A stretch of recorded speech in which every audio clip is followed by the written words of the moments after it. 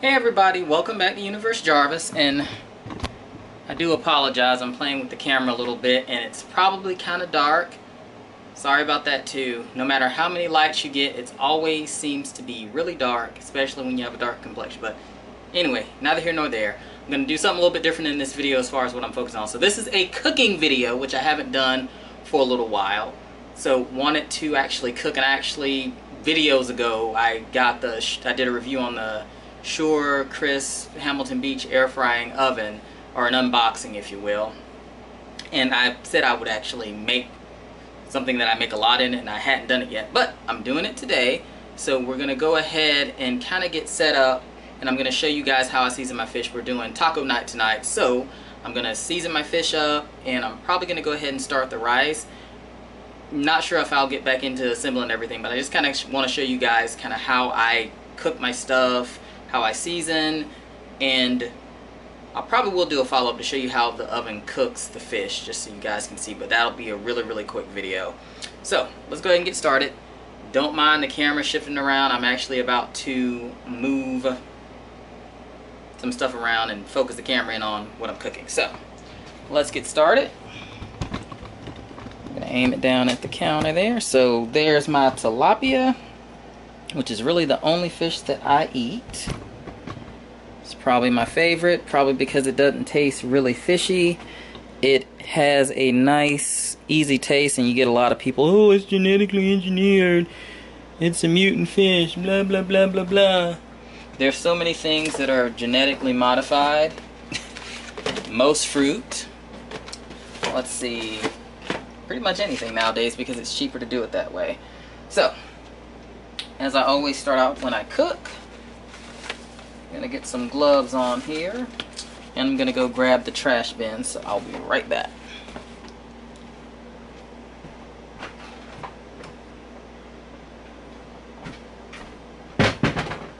Since I just touched that, I am going to wash my hands again. It's very important to have clean hands and be clean when you're cooking.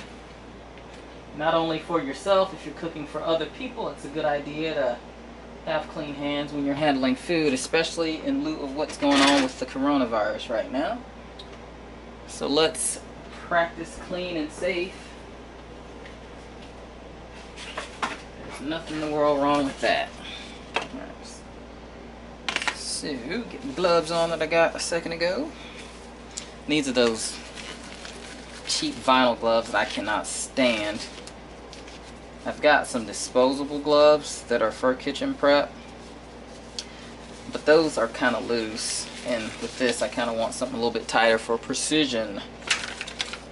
So usually what I do, go ahead and get my fish opened up here. I'm going to be cooking 4 fillets, and I actually didn't do something that I normally do. I'm going to go into my oven here, and I'm going to season it on top. This is the pan, or the baking tray for the oven, and then this is your air frying tray. Usually what I do, because I really like easy cleanup, is I'm going to line it with some foil.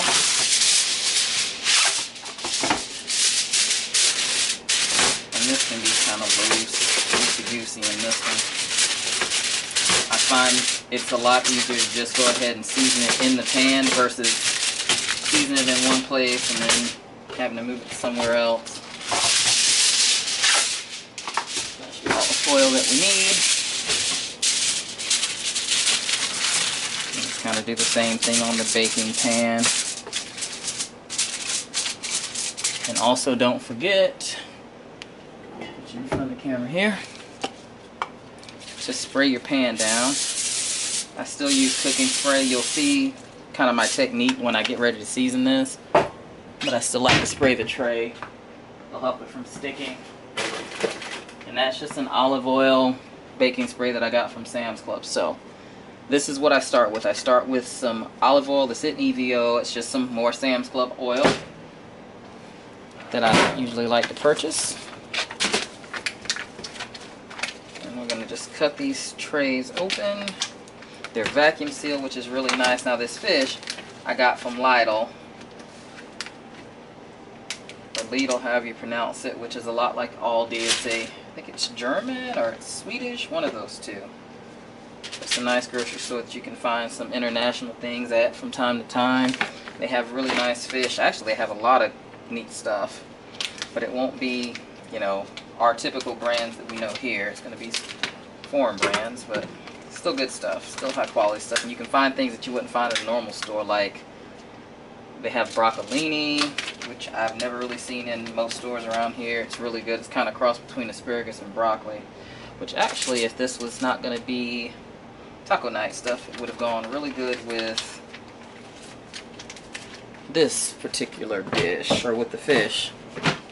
And I'm going to change gloves because this fish is wet, and just kind of the OCD in me, I don't like to touch my spices with a wet fishy hand. So got a couple different spices that I'm going to use. Got some fine garlic powder here. Got some Old Bay. Probably my favorite seasoning. I tend to like spice. This, I think I found it in Walmart. It was marked down, but it's a habanero lime grinder. So it's really just some cayenne pepper with some other flavors in there, but it gives it a nice heat. It's not like overbearingly hot, just a nice little hit. And then this is a 4-in-1 seasoning thing for seafood that I found in Aldi, which I just mentioned. It's got Parmesan garlic, rosemary garlic, Mediterranean rub, and then it's got some Cajun seasoning in here. So this is just your salt, chili powder, brown sugar. This is actually fairly hot, and I'm going to do this in conjunction with the other to kind of give it that Tex-Mex, that flair, a little bit of spice you kind of expect. And I pulled out another season, which is some Tony Chachere's little salmon season. I might not use that because flavor profile wise, that won't really go with what I am making. So let's begin the seasoning.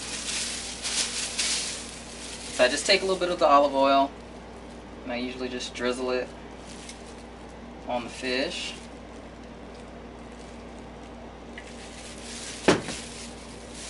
And I kind of massage it in. You can go ahead and do both sides now if you'd like. Probably actually easier to do it that way, so I'm going to flip and put a little bit more on the top side of the fish. But then I'm going to flip it back over to the bottom side, and it's kind of slippery, so be careful. I'm going to do the same thing here, just kind of rub it in to the fish. And what this does is it keeps the fish nice and juicy. It helps keep it from drying out. And it also has another added benefit. It'll help it crisp up a lot easier too. So it kind of seals in the moistness of the fish. I'm going to need another glove.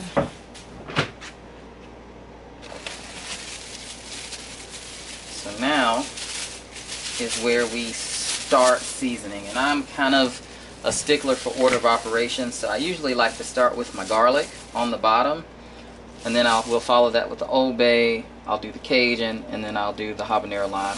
Doesn't really matter, it's just the way my brain works. It's kind of how I like to do it. And this garlic is a little bit finer than I would normally like. I probably should have went with the salt, but I wanted a powder. But when they were saying garlic powder, they were not kidding. This is pure powder. Now, right here, whichever hand you haven't been using the shaker for, you can kind of massage this garlic in,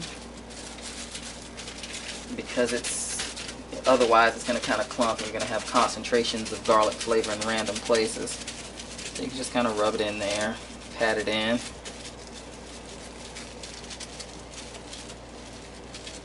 Okay.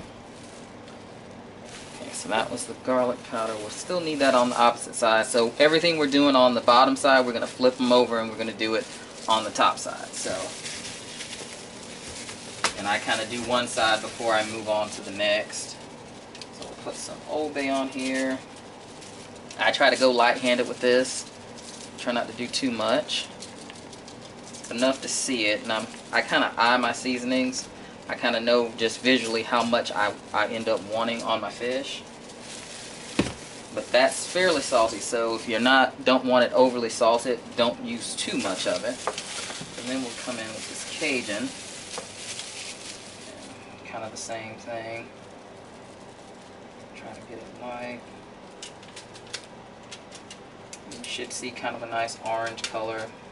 You can tell about how much you have just kind of visually. You want to make sure it's evenly covered, so that's what you're going for, nice even coverage.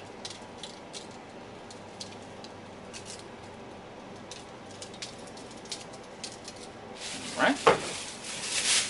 Need to free up a hand. And I took my glove off because that one was dirty. This is stuck, so dislodge it by shaking it here. It's the thing that happens with some of these spices from them. Oh, just lost the lid. From them sitting, they settle and they get moisture and they stick together. So kind of go generous on this grinder. See those flakes dropping on there. Let's zoom in just a little bit. Okay, perfect. So you can kind of see the coverage that I've given everything. So what we're going to do, we're going to flip it over.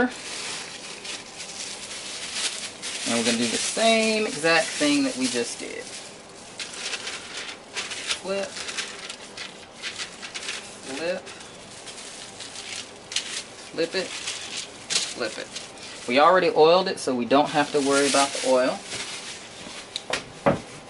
Kind of saves a few microseconds, I guess.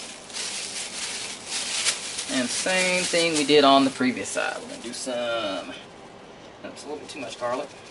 Some garlic powder.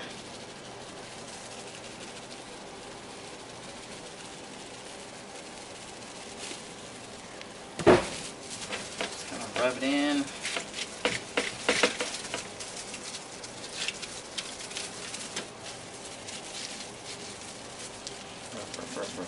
Some garlic powder's rubbed in now. So that means we can go to the Old Bay.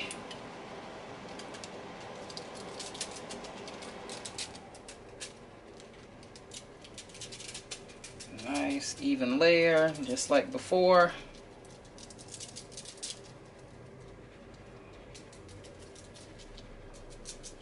Now we're going to follow that up with our Cajun seasoning.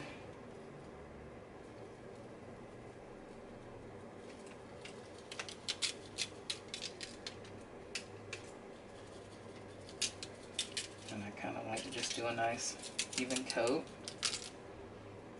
And I'm trying to go a little bit more light-handed on this Cajun because it is spicy.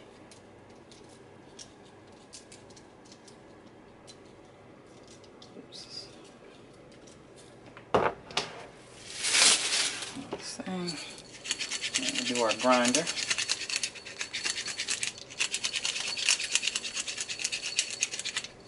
And that's that. So the fish is seasoned. I'm going to let the seasoning sit for a second. Pick up the lid here that I dropped on the floor.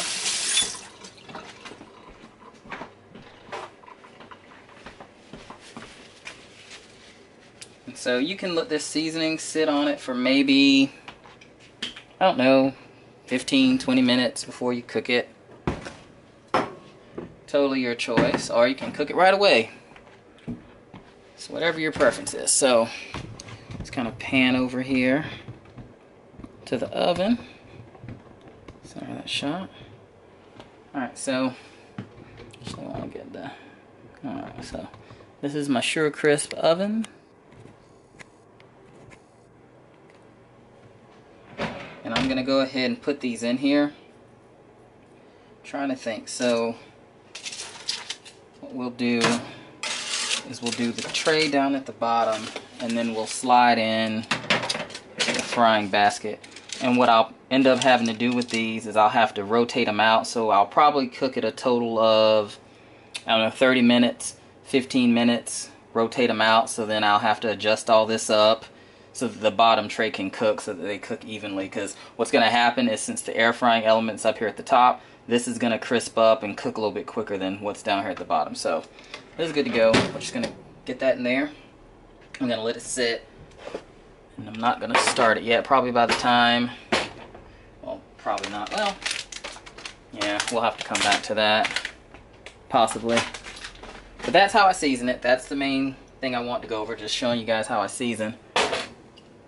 And maybe what I can do as it's nearing the end of its cooking cycle, we'll do another quick video and show you how it is turning out.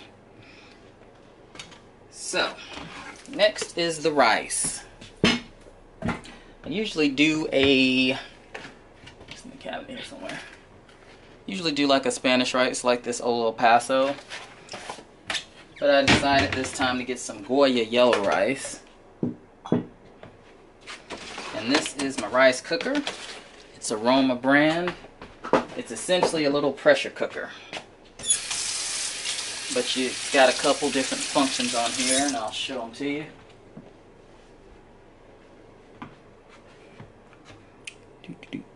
So let's zoom in. Perfect. So white rice can keep it warm. It's got a delay timer, so if you want it to turn on at some point by itself. Brown rice, and it can steam as well. It has a little steaming basket in here. That's your little steaming basket if you want it to steam some vegetables. And that's what you pour the rice in right there. I'm going to rinse it, but it's a pretty straightforward little device. Just going to heat up this, and it's going to contain the steam. So it's essentially a pressure cooker. I don't need that tray, so let's rinse this out. Get a towel to dry it.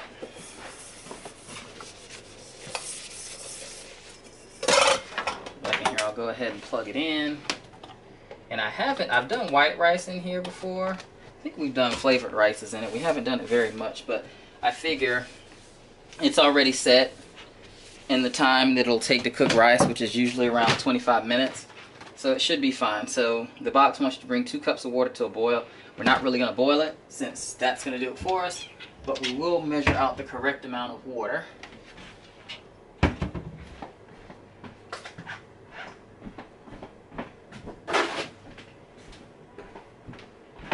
Go.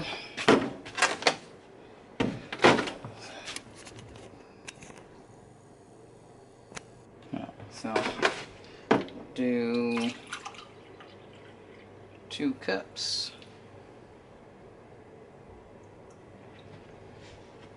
That's 1 cup.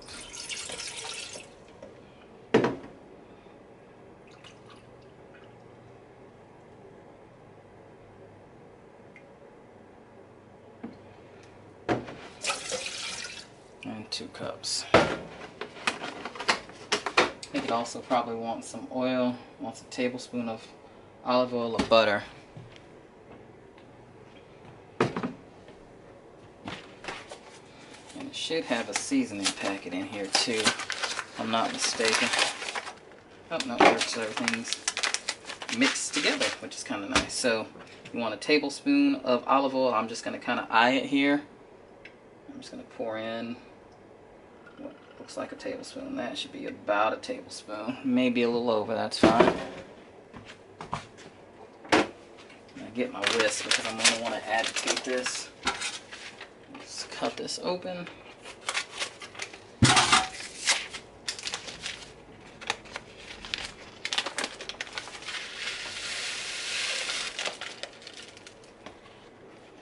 In there.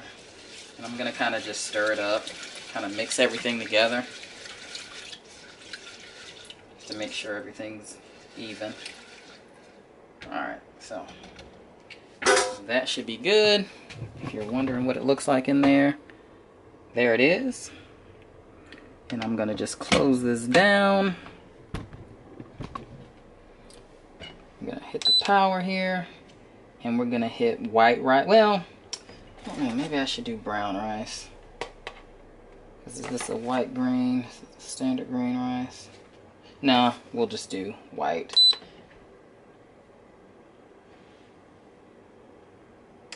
And there it goes.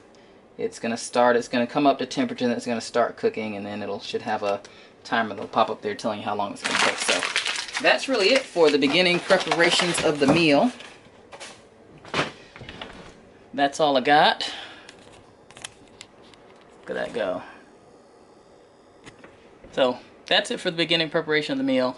I'm gonna let this stuff go, and I'll try to revisit this really quickly once I get things cooking. This is gonna take about 30 minutes, so I'm just gonna let that go. As usual, thanks for tuning in to Universe Jarvis. Don't forget to subscribe below, comment. I think you guys are great. See you later.